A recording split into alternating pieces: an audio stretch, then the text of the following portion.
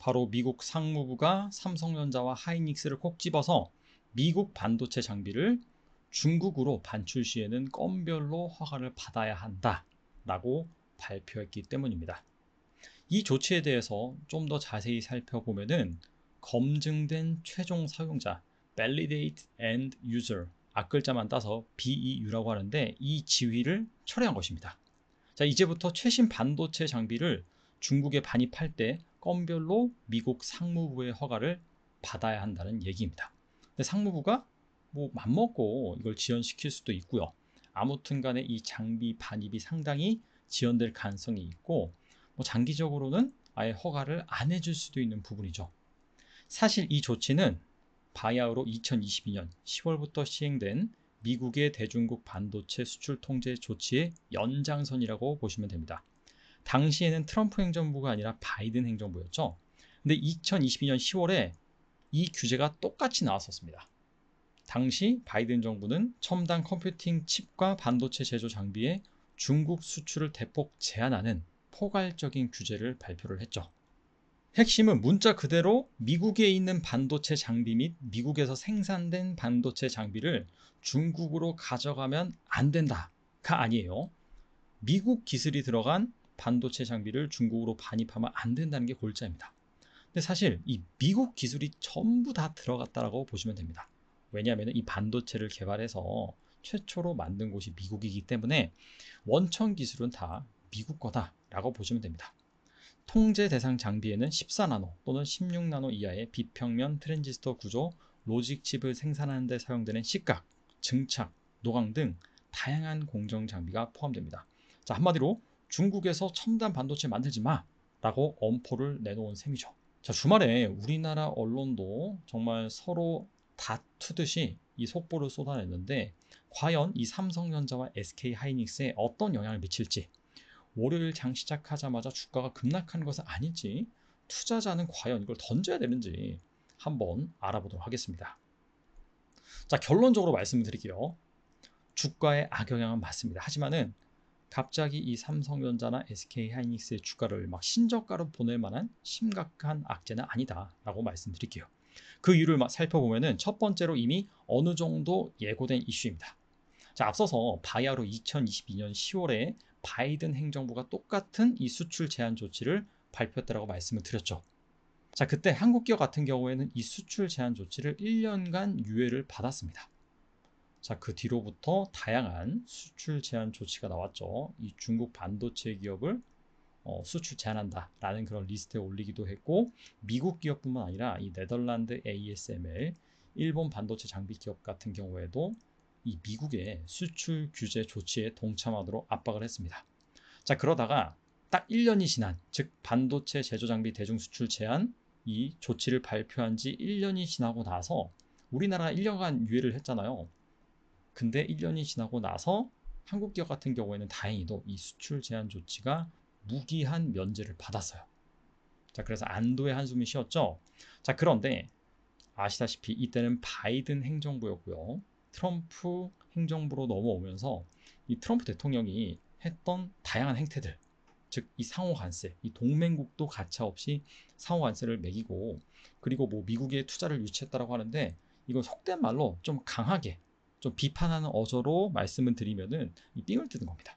자, 그런 스타일의 트럼프 정부임에도 불구하고 과연 이 대중 반도체 수출 제재 조치를 가만히 둘까라는 부분에서 상당한 의문점을 업계에선 품고 있었고, 실제로 지난 6월이죠. 이 월스트리트 저널은 미국 정부가 이 삼성전자랑 SK하이닉스의 중국 공장에 이 미국 기술이 들어간 반도체 장비를 공급하는 것에 대한 제한 방침을 지금 얘기하고 있다, 준비하고 있다라는 기사를 냈습니다.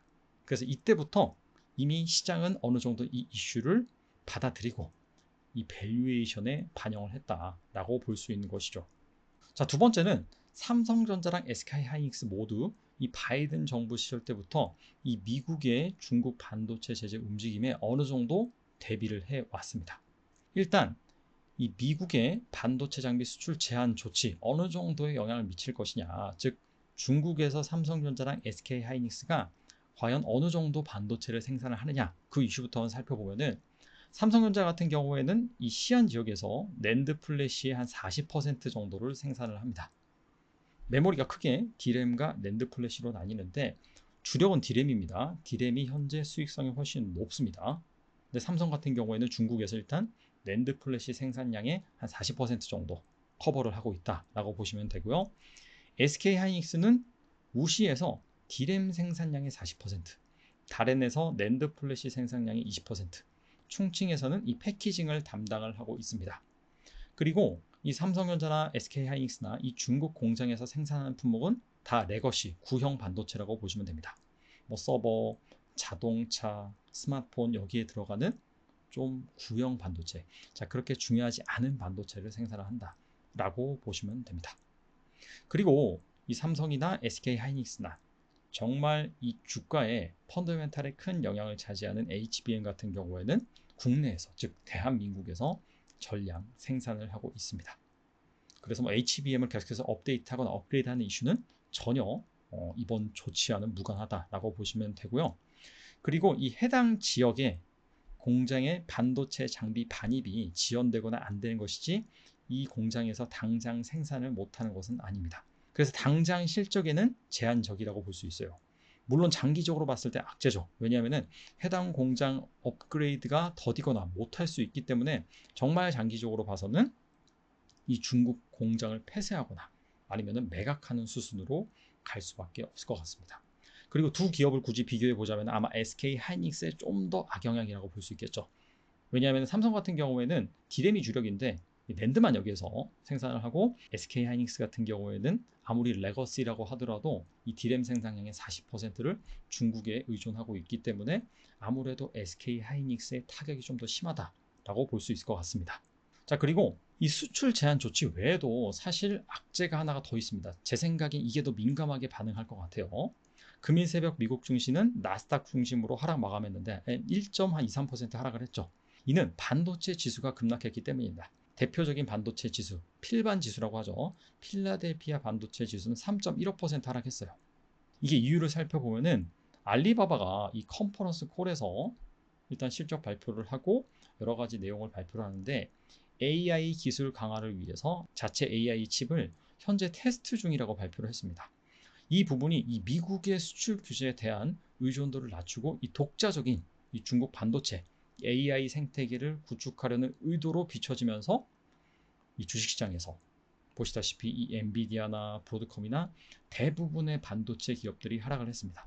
AMD도 3.5% 빠졌고 TSMC는 여기 없는데 TSMC도 3% 넘게 하락했어요.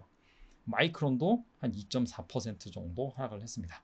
자, 이런 것들을 감안한다라고 한다면은 삼성전자나 SK하이닉스 주가 하락도 불가피할 것으로 예상이 되고, 자, 직접적인 가늠자 역할을 하는 이 영국에 상장된 삼성전자 예탁증서 주가인데, 뭐 영국 증시가 우리나라 증시 끝나고 나서 이제 개장을 해서 우리나라 시각으로 자정 한 5분, 10분까지 진행이 됩니다. 자, 그런 것들을 보면은 이렇게 쭉 하락한 것을 알 수가 있죠. 하락률 같은 경우에는 한 2% 내외 정도 됩니다. 그래서 한 대략적으로 이 정도는 하락할 수 있다라고 여러분들이 생각하시면 될 것 같고요. 물론 주말에 또 어떤 이슈가 나올지, 그리고 환율이 뭔가 요동친다라고 한다면 더 많이 하락할 수 있는 부분을 여러분들이 감안하시면 좋을 것 같습니다. 자, 기업의 흥망성쇠에 영향을 미치는 요인은 크게 두 가지로 볼 수가 있거든요. 바로 외부 요인과 내부 요인인데, 외부 요인은 보시다시피 이 삼성전자를 둘러싸고 있는 반도체 경기. 아무리 삼성전자가 잘났고 제품 잘 만들고 기술이 좋다라고 해도 반도체 경기가 꺾이면은 그냥 실적이 안 좋아질 수밖에 없는 겁니다. 대표적인 외부 요인이다라고 볼 수 있고, 또 하나 외부 요인. 최근 들어서 정말 중요하게 부각되고 있는 이슈가 바로 지정학이죠. 예전에는 사실 지정학 이슈가 미미하거나 거의 없었습니다. 세계화 시대이기 때문이죠. 그냥 미국과 중국이 사이가 좋고 안 좋고를 떠나서 그냥 공장은 중국에다 놓고 생산은 중국에서 하고 그리고 미국에다 팔고, 자, 이런 것들이 일반화되던 시절이 있었는데 이 코로나를 기점으로 해서 완전히 이 세계화가 바로 역세계화, 탈세계화, 블록화 이런 식으로 진행이 되고 있죠.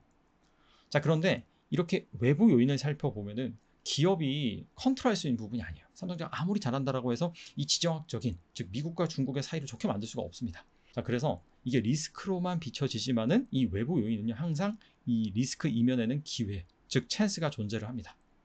자, 대표적으로 삼성전자가 이번에 이 테슬라로부터 대규모 AI 칩 수주를 받았죠. 뒤이어서 애플로부터도 수주를 받았습니다. 이게 만약에 지정학적인 그런 흐름이 아니었다면은 삼성전자가 이 테일러 공장을 감행하지도 않았을 것이고요. 이 테일러 공장을 감행함에 따라서 테슬라로부터 수주를 받고 애플로부터 수주를 받은 것입니다. 자, 그 이슈가 아니라면 테슬라나 애플이나 다 TSMC, 이 대만에 있는 공장에 수주를 줬을 수도 있습니다. 하지만은 이 지정학적인 이슈 때문에 삼성전자에 기회가 왔고 전화위복이 된 셈이라고 볼 수 있겠죠. 자, 그리고 내부 요인은 아무래도 이 삼성전자의 기술력, 삼성전자의 HBM 설계 기술, 양산 수율 이런 것들을 들 수가 있겠죠. 이런 것들이 좋아진다라고 한다면은 엔비디아에 납품할 수 있고요. 그리고 앞서 언급한 테슬라와 애플, 특히나 이 테슬라의 AI 칩을 2나노 공정으로 양산할 예정인데 이런 부분들을 잘 양산한다면 기회를 잡을 수가 있겠죠. 자, 그래서 앞으로가 정말 중요합니다. 먼저 HBM4 이슈 같은 경우에는 현재까지 나온 기사를 살펴보면은 자, 삼성전자가 엔비디아에 납품한 HBM4 샘플이 품질 및 신뢰성 시험, 리라이어빌리티 테스트라고 하죠. 여기에 합격을 했습니다. 그래서 현재 프리프로덕션, 양산 직전 최종 시험 단계에 진입했으며 이 프리프로덕션 단계를 무사히 마치면은 올해 4분기 한 11월에서 12월경에 본격적인 양산 및 납품이 가능할 전망입니다. 일단 이 이슈가 현실화된다라고 한다면은 주가에 긍정적일 수가 있고요. 더 중요한 건 뭐냐면은 과연 이 엔비디아 내 HBM 점유율이 얼마나 될지, 얼마나 많은 물량을 납품할지, 그리고 너무나 단가를 싸게 납품한다라고 한다면은 수익성이 안 나오니까 이 부분이 악재로 작용할 수 있거든요. 그래서 어느 정도 수익성이 보장이 되는지 그 부분 역시 중요하다라고 볼 수가 있고요. 사실 이 HBM보다 더 중요한 거는 저는 파운드리라고 봅니다. 자, 삼성전자의 차세대 AP인 엑시노스 2500을 탑재한 스마트폰이 과연 제대로 출시가 되느냐, 이게 관건입니다. 원래는 S25 시리즈에 탑재될 예정이었는데 수율 문제로 결국에는 스냅드래곤 8이 탑재가 됐습니다. 앞서서 이 테슬라의 AI 반도체 대규모로 수주했다라고 했는데 이게 2나노 공정으로 만들거든요. 근데 2나노 공정을 도입한 것은 미국 한정으로 삼성전자가 최초입니다. TSMC 같은 경우에는 자국, 즉 대만에서 2나노 공정을 도입을 하는데 미국에서 도입하는 시기는 2028년이에요. 근데 만약에 삼성전자가 이 미국 테일러시 공장에서 2나노를 성공적으로 잘 양산했다라고 한다면은 정말 주가에 큰 모멘텀이 될 수가 있습니다. 근데 이 성공 여부를 가늠할 수 있는 가늠자 역할을 하는 것이 바로 엑시노스가 얼마나 성공적으로 탑재되느냐, 그 부분입니다.